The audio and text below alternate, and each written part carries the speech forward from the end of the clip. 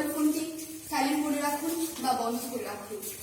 তাহলে উপভোগ করুন নাটক চুপ।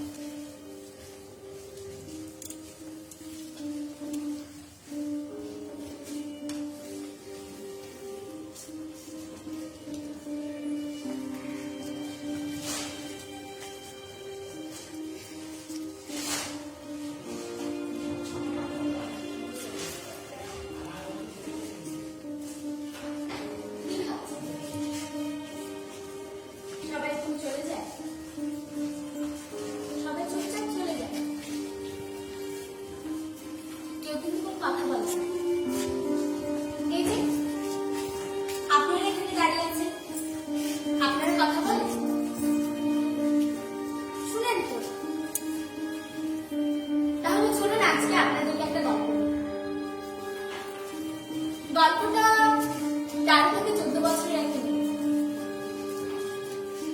মেয়েটি তখন শুধু স্কুল শেষ করে কলেজে পড়াশোনা করছে। ইন্টারের প্রথম বর্ষের শেষে মেয়েটার বেড়ে ওঠা একটা গ্রামীণ পরিবেশে। সেই গ্রামীণ পরিবেশে যার বাড়ির পাশে আছে নদী, আছে গাছ, আছে অনেক সবুজ। আমাদের গ্রামের মেয়েগুলি অনেক বেশি বৃষ্টি ভালোবাসে। বৃষ্টি হলে যেন তাদের শরীর মন সব হঠাৎ আনন্দে নেচে ওঠে। সেই দিন গিয়েছিল এমনই একটি বৃষ্টি,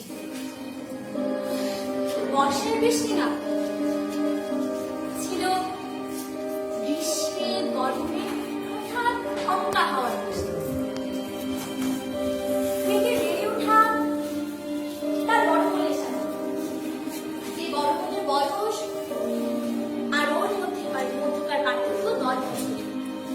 বৃষ্টিতে শিখতে তারাও সেই বোনের কাছ থেকে। এমন এক বৃষ্টির দিনে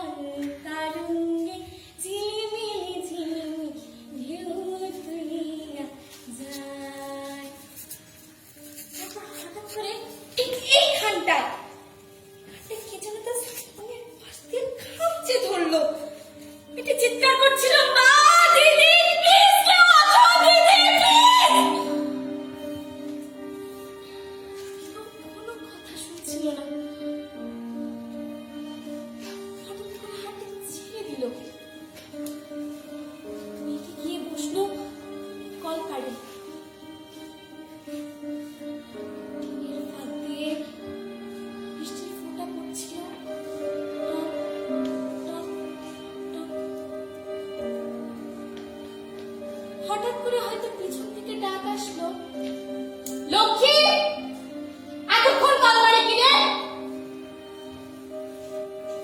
কিছু বলতে পারলো না। হয়তো একটা হাত।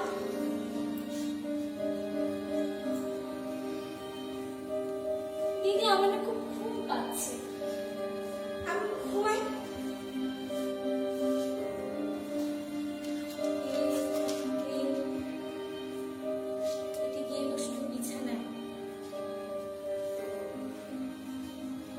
সেদিন মেয়েটার পরনে কি ছিল জানি? একটা সাদা জামা। শুধু না, ভিতর কিন্তু সীমিত ছিল। ওদিনের পর থেকে টিটেন কখনো সাদা জামা পরতে পারেনি। বুঝতে পারছেন? এই যে এই যে এই সাদা রংটা, সাদা রংটা পরতেই পারেনি।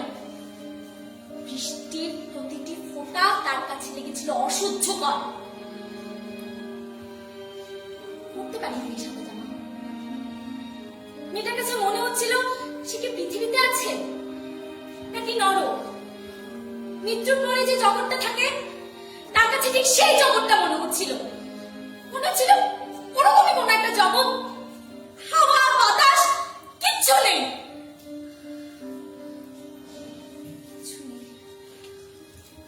অনেকদিন মেয়েটা বৃষ্টিতে ভিজতে পারিনি।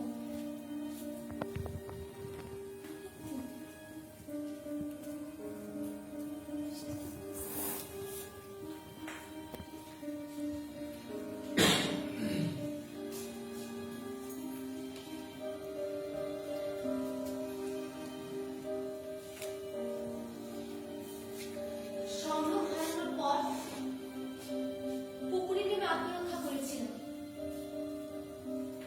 আজ সেই সম্ভ্রমগুলো ঝুলছে ওই কারাগারে। ধর্ষিতার চিৎকার আত্মনাদ শোনা যাচ্ছে পাহাড়ে কিংবা পরিত্যক্ত কোনো এক বাড়িতে।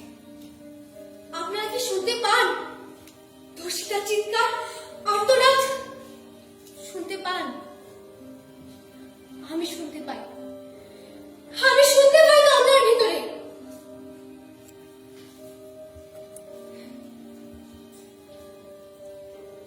এই যেন নষ্ট জন্মের ভিতর আড়ষ্ট কোন এক কুমারী জন্ম। কিন্তু তবু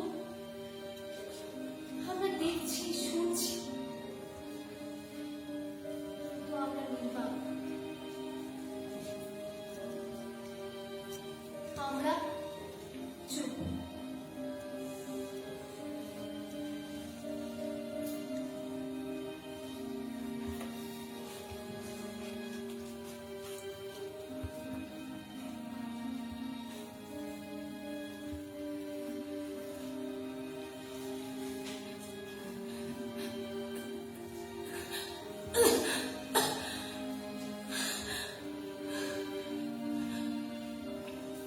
এই মেয়েটি নারী হিসেবে বাঁচছিল। ওদের ভাষায় তার রূপেতে ঘাট ছিল।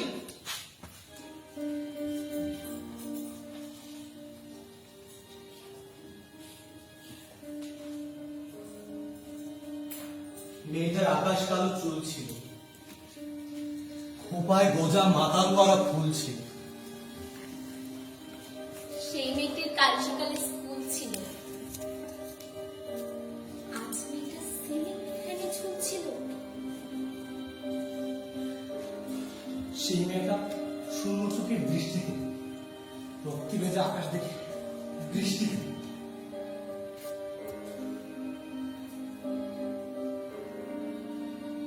সেই মেয়েটি মানুষ হবার পথ ছিল।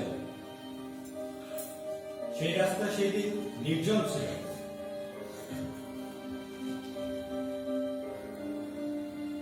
এই মেয়েটির এত সাহস না বলে এই মেয়েটি উঁচিয়ে মাথা